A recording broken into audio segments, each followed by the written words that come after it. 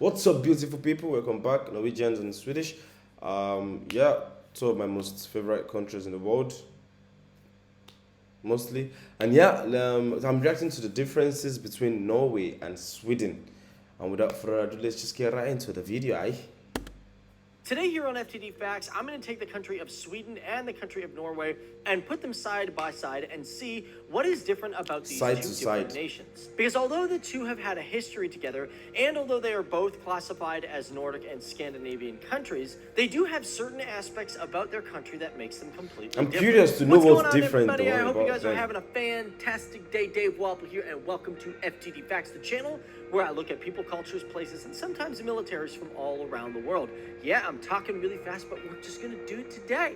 Because today, I'm so happy I get to talk about Sweden again, and I get to talk about Norway. And for those of you guys who are here watching the stuff on the channel, you know I love talking about European countries. Okay. I just love learning about Maybe I'll just subscribe to this channel and check it out. Sweden is one of my favorite places, partially due to the fact that the women in Sweden are, oh yeah, heaven's door can only knock fast. I don't know what that means, but I felt that way when I thought of Swedish women.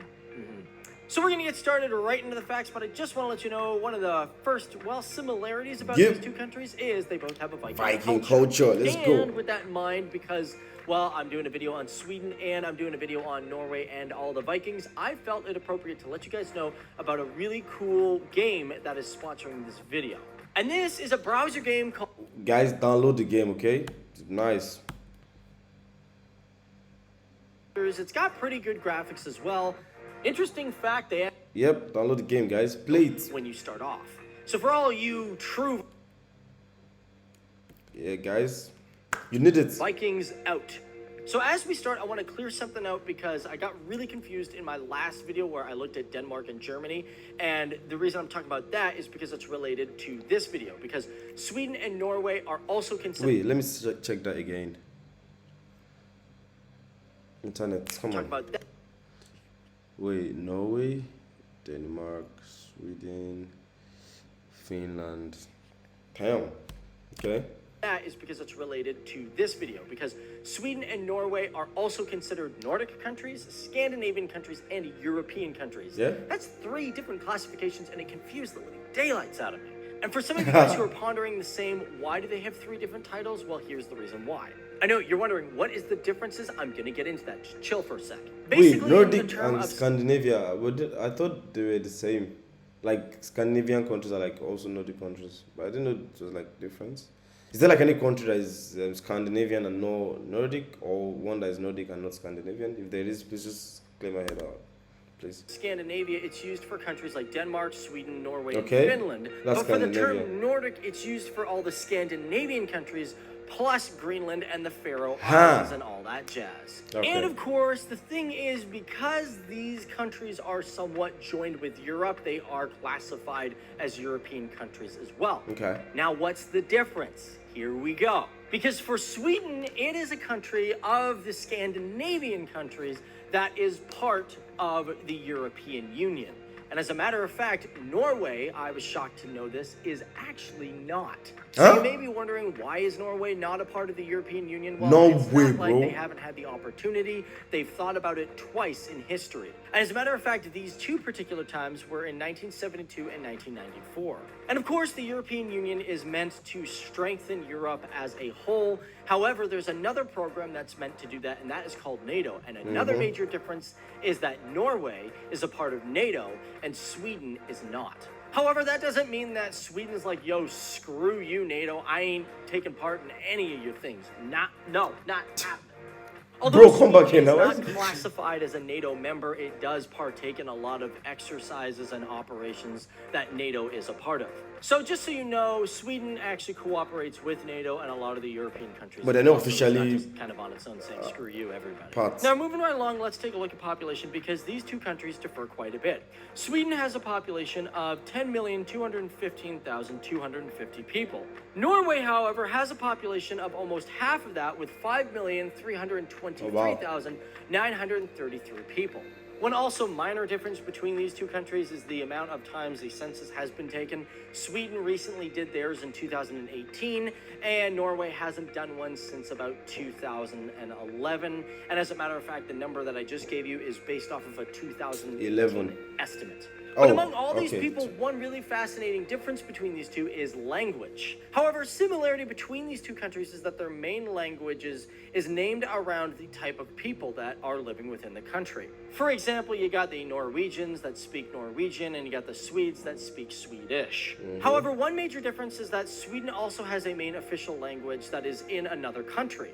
And that example is the Swedish language is one of the official languages of Finland. And as a matter of fact, in some military groups, I think the Jaeger Corps, they actually use Sweden as their training tongue. It's pretty interesting. But however, if we're going to give points to Norway, we got to mention the fact that Norway has 2 official languages, where Sweden only has 1. And the second language in Norway besides Norwegian is the Sami language. Of course, the Sami language is also in Sweden. However, is it all Norwegians that speak the Sami language? Or recognized language, not an official language. There is a little bit of a difference there. It's all about titling, guys. That's how it works. Speaking about people, let's dive, boom, splash, doodly-doo, into religion. So for both of these countries, we do have to acknowledge the fact that state and religion are officially separated. The gods would favor me this day. However, there is a difference between how the church still affects the state today. For example, Sweden actually on January 1st of 2000 decided that the state and the church should be separated. But why is it that most of these things that things that have gone on within like these countries, Norway, Sweden, Denmark, like all of them, why is it that they're like recent of like this century? Like it's crazy, man. Like things are like still happening this time. I don't know, it just feels. But in today's world, the Church of Sweden is still a major influence. I think Sweden, they said they started speaking a language just 2009 or something. I can't really remember what it was, but yeah. I just find and it actually, weird. the royal family still has to confess a Lutheran faith, and therefore, because of that, some people say that it is still in the government in some shape or form. However, for Norway, things didn't really happen until May 21st of 2012, when the Church of Norway was granted autonomy. And before that, officials of parliament were required to be members of the Evangelical Lutheran Church. However, as of January 1st of 2017, Lutheran, is that like the religion's name, or like is it like Christian, Muslim? I don't know, what religion is it, or is that like a religion on its own? Lutheran was made independent from the state, and similar to Sweden, they do say that there are still some remaining church elements that are in the government. It's just hard to identify what. Moving right along, let's get away from people and all that. Let's talk about UNESCO zones. They got a lot of them. World Heritage Sites. I love them. Norway has approximately 8 in total, with one of them being a natural UNESCO zone. Sweden, however, has 15 of them, one being natural and one being mixed with natural and cultural aspects. And in Sweden, one major one I want to mention is the Ingelsberg Ironworks, which was built in 1681 and is the oldest, most well-preserved Swedish ironworks that helped develop the modern world of ironworking.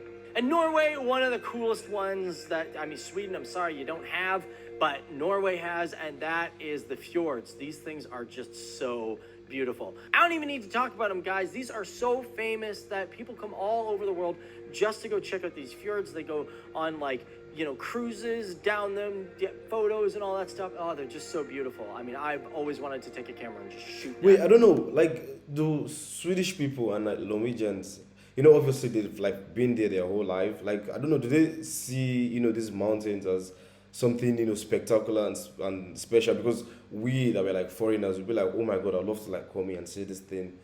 I don't know, like, because there's some places in Nigeria as well that, I would say, I'd be like, oh, okay. But when like, people from outside like come, they'll be like, oh my God, it's so beautiful. I don't know, like, are they used to see, like the things already, or like it still amazes them, or what? Those fjords. Moving right along, let's talk about sports. Okay, So winter sports are both really popular in the country, but there is a little bit of a difference. For example, bandy, which is the second biggest winter sport in the world, is huge in Bandy? You mean ice hockey? Norway. Of course, bandy is part of the hockey family, but in Sweden, For their big winter sport, it is hockey. They love hockey there. And on top of that, the countries both like winter skiing and among other winter sports. And let's not forget some summer sports like football, which is they're both just crazy for. It's nuts. So jumping back to culture for a sec, one major thing that's different between the people of Norway and the people of Sweden is smoking. Because in the country of Norway, believe it or not, more people smoke there than they do in Sweden. That being said, for official numbers and statistics, I can't give you an actual date. I did read somewhere that they said that 31% of adults do smoke in Norway. I think 31%. That's little. That's literally almost nothing. It was in 2010, but the writing wasn't 100%, let's just say. And of course, for these smokers, I'm talking about daily smokers. I'm not talking about the ones who, have one with a drink from time to time. With that being said, in 2016, it was recorded that on an average, there was approximately 8.8% of people who were classified as daily smokers. Oddly enough, and I found this one weird, that women make a higher percentage than men of that percentage. I was like, what? Really? Women smoke more? Now, that doesn't actually mean that people in Norway are consuming more tobacco. Not necessarily, because in Sweden, although people are smoking less, it's been recorded that they have a high amount of people who are partaking in what is known as snus. I think it's called snus or snus or something, S-N-U-S. Basically, this is like a powder-like tobacco that you kind of put in your mouth. It's not like spitting or chewing tobacco where you spit it out. This stuff actually kind of dissolves and I think evaporates. For me, I'm not totally shocked by this number because of two major factors, and that is snus originated in Sweden back in the 18th century, and on top of that, it is the only European... Wait, you don't smoke it, right? Do you smoke that? Or do you just eat it or chew it or put it in your mouth? I don't know. Country, Sweden that is, that allows people to consume snus. However, that being said, because people are actually smoking cigarettes less, Sweden managed to acquire the World Health Organization goal to have 20% or less of its population smoking by the year 2000. Also, just an FYI, snus in Sweden is also regulated by the Sweden Food Act, so it is quite an official thing that you can consume there. Also, in both countries, you cannot smoke until you're 18, and also in bars... Really? Wow, okay. In Turkey here, or Cyprus, same thing. Like, you literally see a 13-year-old here smoking, and it's like normal, everyone is just there like, yeah, normal. You can't smoke, and some public places, especially where there's children around, you're not allowed to smoke.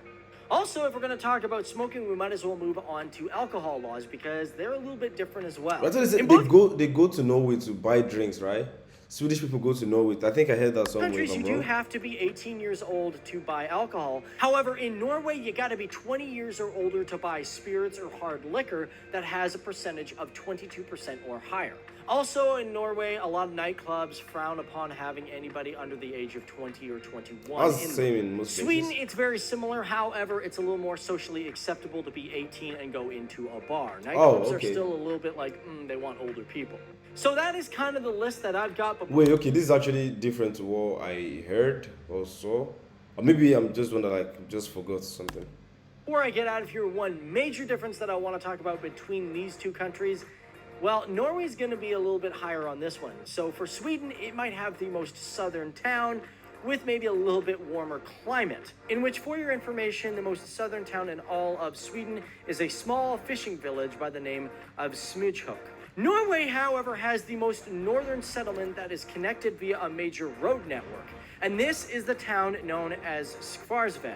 On a side note, in Svalbard, the country also has the most northern town ever. And this is the town of Nyalsund, which has about 65 people within it. Also in the region of 65 Svalbard, people, you wow. can't forget that it has one really interesting, fascinating thing within it. And that it is home to the Global Seed Vault, which holds a collection of seeds from all the plants on Earth, and is meant to preserve life in case of a global catastrophe. So there you have it, guys. That is me looking at the differences between Norway and Sweden. Okay. What are your thoughts on this? Did you guys like this video? Yeah, I enjoyed the video. Are there any things that I forgot? Because a lot of you guys are probably from those countries, and you're like, hey, man, yo, there's some other... Yeah, I enjoyed the video, but yeah, honestly, I honestly can't say anything because I'm not from Norway or Sweden, so I don't know. But yeah, this was actually really fun to watch. That's the differences between Norway and Sweden. And yes, we'll see you next time, guys. Peace.